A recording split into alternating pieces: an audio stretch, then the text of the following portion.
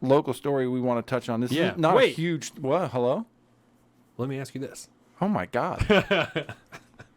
With that, let me ask you this. Yeah, no, I have a simple one, and you said that you have one too, because we're talking about midterms, we're talking about these type of things. So, as we roll down, I forgot to. Thank you. As we roll through with the midterms, right? Yeah.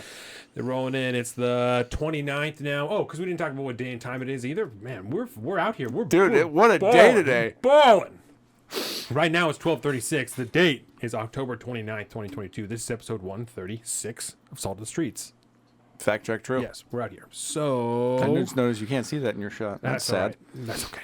Let me ask you this. Okay, so as we get close to the midterms, what, if anything, do you think will change after the midterms, assuming that the Republicans take the House and the Senate, making Joe Biden a lame duck president? Right. What do you think will be different, if anything? With that assumption, nothing. Why? Because uniparty.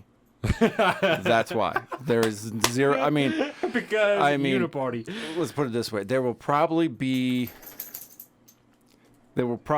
some societal unrest. I would imagine that will slowly build. Probably not like right then and there, but if the Republicans win. Yeah, if they get full control of Congress, then yeah, shit's gonna go haywire because they're going to do some stupid shit, try to put up some bills that are doomed to fail, just like the Democrats have done over the last couple of years, that are just not, things that need actual majority votes. And without, filibuster in place, like without a lack of the filibuster, they will just die. There'll be virtue signal bills and stuff like that. I don't see any of that stuff going away. The funding to, our great march towards World War III will not stop. If anything, it'll just probably be a little bit more, pushed faster, I would imagine. There's nothing a good neocon loves more than sending money that helps start wars. Trying to think of what would ultimately change. I mean, the only difference would be there'd be a lot of like social shit, social bills and things like that probably would not be allowed. But we're going to have a whole new realm of investigations that'll kick off, that'll end up going nowhere, which is sad because, like, there needs to be, like, a good, solid investigation of, like, Fauci and shit like that. But the way it'll be done will be disastrous and nothing will really ever happen. It couldn't possibly be done in, like, a bipartisan isn't even a good word, but like unbiased or unpolitically motivated. That's gone out the fucking window. That doesn't exist anymore. Because there is actual non-political... Afghanistan? Yeah. That needs to be looked into. There's non-political reasons to investigate those things because the American people deserve to know the truth behind what happened with COVID and Anthony Fauci and Peter Daszak and all these the NIH. We deserve to know what happened with this. We deserve to know the truth about Afghanistan. We deserve to know JFK. We deserve to know all of these things. Yes. But I agree. I don't. We deserve to know why they're manipulating the fucking COVID virus in a lab in Boston. Why are they taking the original Wuhan strain and adding the spike protein from the Omicron strain? Why the fuck are they doing that in Boston? Of all fucking... Did we not just do this? All that shit needs to be brought up to the front and talked about. I mean, obviously there's going to be a push for, fucking stop the steal stuff. That's obviously going to be front and center, which will just do nothing but continue to destroy everything and everybody. If that happens, when that happens, because I don't see it not happening, but like when all these things really start coming into the fore, it's just going to continue to just tear at the fabric of society and just rip us in half. So I don't see anything good at all coming from this. I mean, I would say it would be better that the Republicans take power, but also I don't see how things will like get better. It will be better that they're there. It's the old, what is a Republican compared to a Democrat?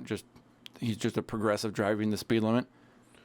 It's all still going to go the same direction, man. I don't know. There won't be anything crazy because you won't have a bombastic leader at the front end trying to do crazy shit like Trump did. There won't be any. They won't really be able to do anything. So that's what I think. Yeah. Yeah, because I think that they would have to get they would have to get a veto-proof majority if they were going to get anything legitimate done.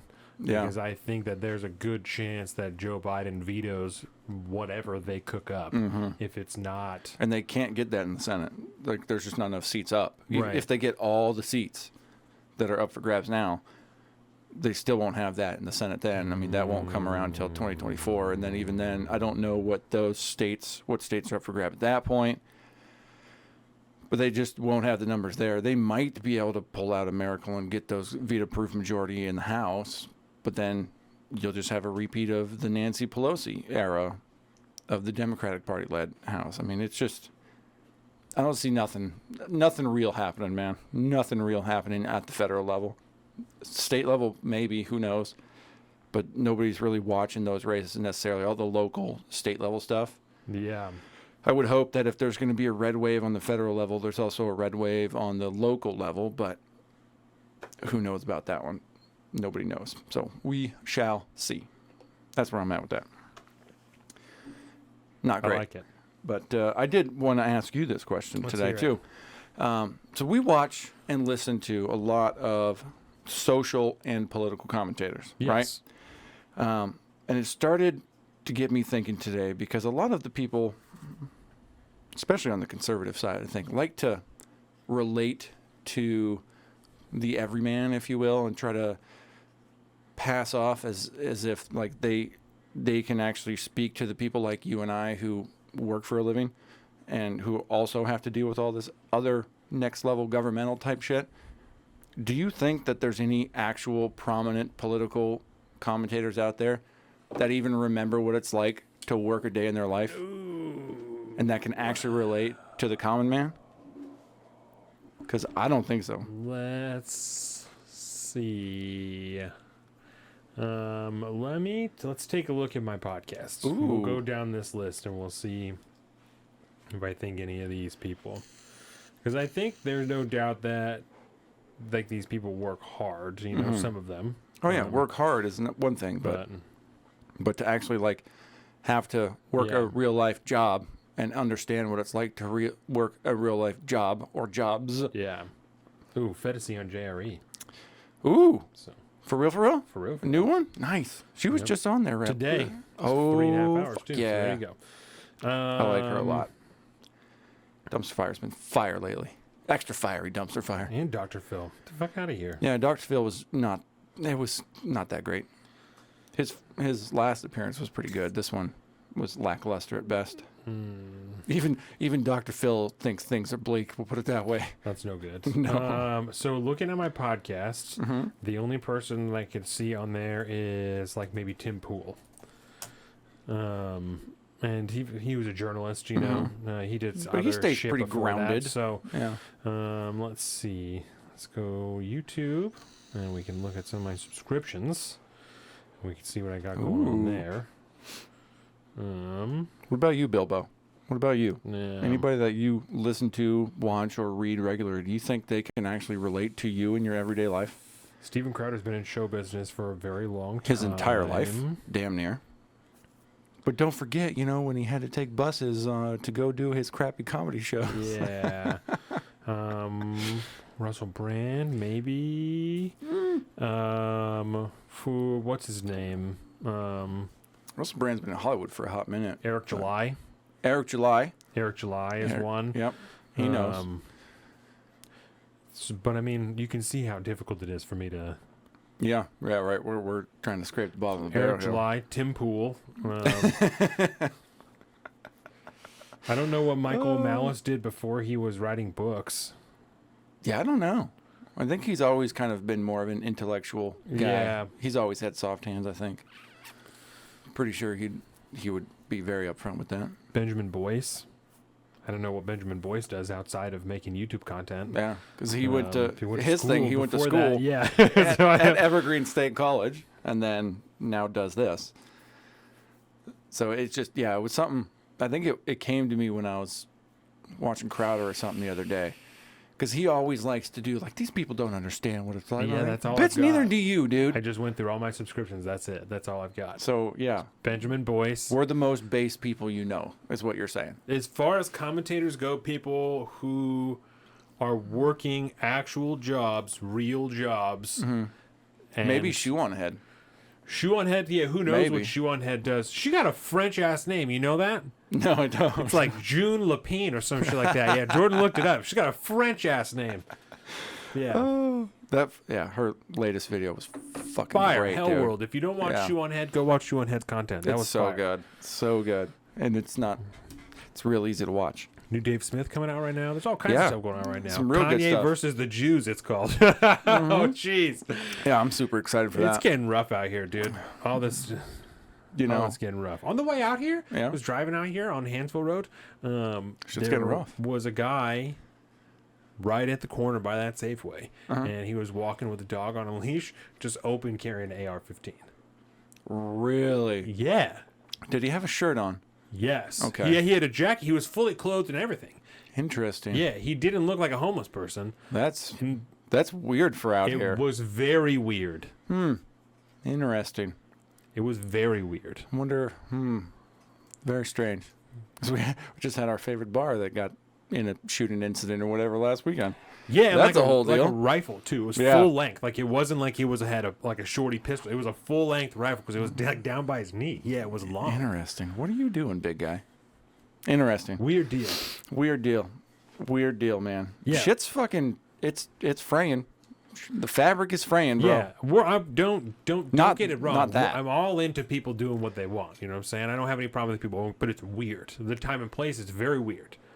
Yeah. That location is very odd. It's very, very strange because we're not allowed to shoot a fucking long rifle right. north of the Mason-Dixon line, as I call it up here. Yeah, there's a fucking imaginary line that runs. I think it's like between Bremerton and Seebeck, Yeah. and anything north of that, county ordinance says you cannot discharge a long rifle. That's why we got hemmed up at homie's house that day, because even though we were just north of the line, and you couldn't do that. Really? Yeah. Or no, that was because lot size. It was like a 0.01% too short I've or whatever never like heard that. It was Because down. we go out to fucking, what's it called? Up at the mountain. Oh, that's only on the Kitsap Peninsula. Only on in our county. Yeah, okay. yeah. Okay. Yeah. Okay. Yeah, it's fucked. And that's why our homeboy got told he couldn't shoot in his own yard. Yeah. Jeez. Yeah. But if you go Jeez. right there, then you're no longer in the zone anymore, so you can go. This place is a fucking... Yeah, I thought we had rights here. Any given leftist would pull this and be like, these guys are complaining about not being able to shoot a rifle, but it's the Then I don't want to It's- hear you complain about not having abortions. How It's about the that? ridiculousness of all of the different regulations that are stacked and stacked and stacked and different versus across a fucking bridge somewhere. Yep. It's all in the same state. It's, I guess, a different county between Jefferson and, but get the fuck out of here, bro. It's a bridge. It is a bridge. It's too much. It's This is why it's so important to pay attention to the bottom of the ticket, baby, Yeah. because those motherfuckers are the ones that directly control your life, not necessarily up top. I mean, like these Phil Smith, days, fuck you. That's the why. ones on top control your lives way more than they have ever been able to do throughout the course of history. Yeah. But it's still, the proverbial dog catcher that can most impact your everyday life. Yeah. But yeah, that was something just to put a bow on that, on my little question there for you. Yes. It's really struck me this week that, we listen to all these people and they talk so much about how it affects, your everyday life and this, that, and the other thing. But, Yep. but you cannot relate to us almost as much as Joe Biden can't relate to us. Like it's a couple steps removed, but that's about it. There is no connection to what the everyday person feels compared to if you make enough money on the internet to become a political social commentator, you basically no longer relate with the people that have to work a 40-hour plus job. Right. The closest connection they have are the people who work for them. Yeah. That's the closest connection Yeah. they have to that reality. Yeah. Because there's such a disparity between the type of work that's done at a Crowder level versus the people who work underneath him. How many fucking employees does that piece have? Somewhere between 18 and 20. It's just, oh, that drives me nuts. That drives me nuts. All I need is I need an investment of like $20,000, and we can have a show that looks just as good as his, and I could still do it by my fucking self. Can you imagine what we could do with 18 employees? Can you run the world? Imagine baby. what we could do with 18 employees. Exactly. So I just wish I had a little bit more CCP in me, so we can I can have no moral quandaries about taking advantage of slave labor or the big one. If you read Tim Ferriss, you know who Tim Ferriss is, right? The 40-hour work week or 4-hour work week.